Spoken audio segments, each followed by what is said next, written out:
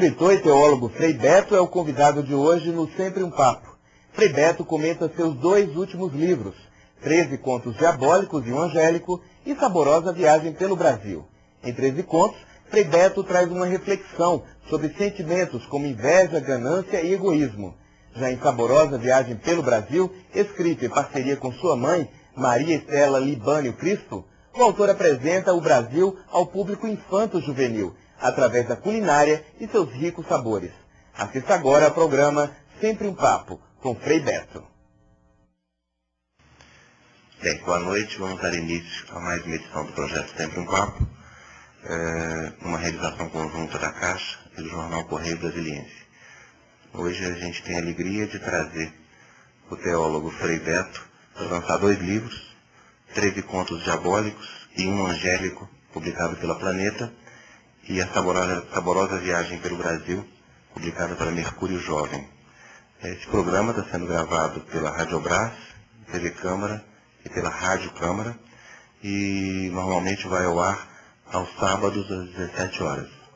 Quem quiser maiores informações e receber a programação, assim como os horários, entra no nosso site, que é o www.sempreumpapo.com.br, se cadastre e se informe da programação. Eu queria convidar Frei Beto, por favor, para vir à mesa.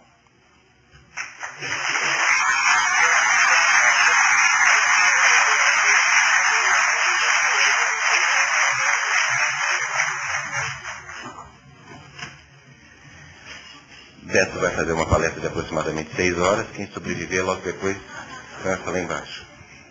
Brincadeira. Resta falar um pouco, depois, como é habitual no programa já há 19 anos, que serão completados amanhã. Os microfones estão ali, as pessoas podem fazer pergunta. Muito obrigado, Beto, por mais essa oportunidade. Bem, eu não preparei propriamente uma palestra. E tanto em Belo Horizonte quanto ontem em São Paulo, me fizeram uma entrevista. Mas já que você me deixou assim meio solto no ar, eu vou imaginar as perguntas que me fizeram e já entrar nas respostas aqui. Por que esse livro? Porque é um livro que tem como tema o diabo. Bem, primeiro, houve uma pessoa que me perguntou, mas que história é essa de um frade escrever um livro sobre o demônio? Eu disse, olha, eu conheço um autor extremamente famoso. E vocês sabem que não existe, em todos os outros meios de comunicação, CD, DVD, televisão, rádio, nada sagrado. Só o livro tem a honra de merecer o título de sagrado, pois o autor de um livro sagrado, chamado Bíblia, na verdade é um conjunto de livros, já ali o diabo está presente. Ou seja, se Deus, ao redigir o seu texto sagrado, nos trouxe a figura do diabo, em quase todas as páginas, mas principalmente de maneira singular no livro de Jó e também nos evangelhos, por que eu não poderia utilizar o mesmo recurso? E o diabo é esperto, e o diabo se infiltra na história da literatura. Ele está nas páginas de Dante, de Goethe, de Dostoiévski, de Bernanos, de Guimarães Rosa, de Baudelaire, e por aí vai. Então me bateu essa ideia de fazer um livro que fosse uma coletânea de contos em torno do diabo.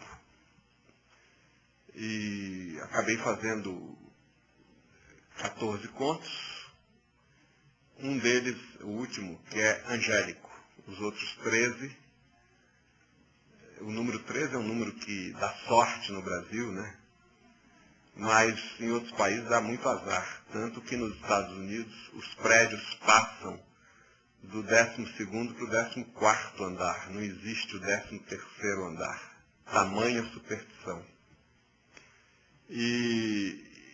Mas eu não pensei se eram 13, 14, 15 ou 20, enfim, o que deu para fazer. Na verdade, esse livro não tem nada a ver com duas coisas. Primeiro, não há nenhum recado no livro. Não se faz ficção pensando em dar recado. Não se faz ficção pensando em passar mensagem, fazer catequese, nada disso. Uma coisa importante é saber que ficção é um exercício de catarse. Eu até tenho dito, esse foi o meu exercício de autoexorcismo. Eu quis colocar para fora o diabo que está em mim. Ou seja, todos nós, né, estamos povoados por anjos e demônios, e eu quis colocar para fora os meus. É um exercício do inconsciente, senão não é arte, não adianta. Se você faz ficção querendo dar recado, passar mensagem, desista de ser escritor. Você pode ser um bom ensaísta, aí é outra coisa, mas não ficção. Ficção você tem que contar uma boa história. E essa história, ela tem que ser atemporal, ela tem que ser esteticamente boa, porque a questão do conto, que é uma técnica um pouco mais apurada que a do romance, é que o conto tem que ser bem contado. E não é ouvir uma história interessante e colocar no papel. O romance, ele é como o cinema. O conto é como a foto. Daquele foco, daquela imagem, você deduz o resto.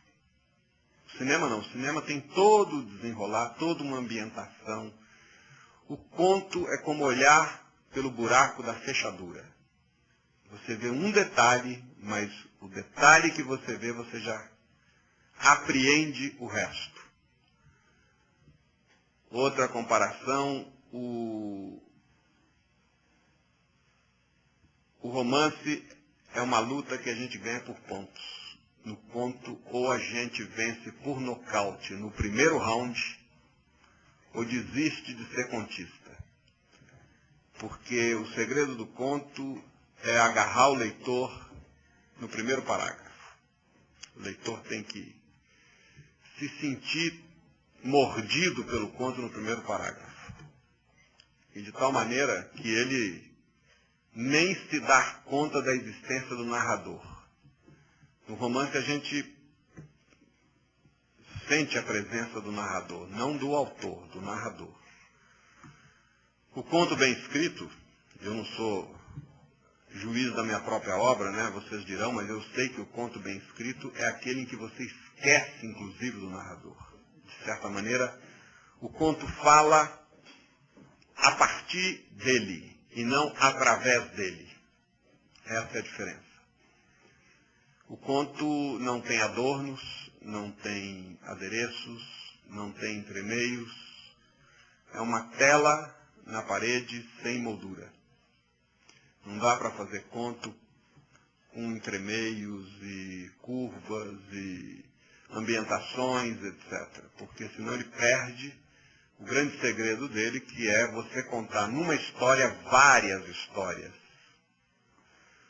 Quando a gente lê um conto, e cada vez que você lê de novo aquele conto, os contos do Edgar Allan Poe, os contos do Machado de Assis, do Truman Capote, do Dostoiévski, enfim, do Borges, né, do Hemingway, os grandes contistas, o que é impressionante é que cada vez que a gente lê de novo, a gente percebe uma outra dimensão. É como se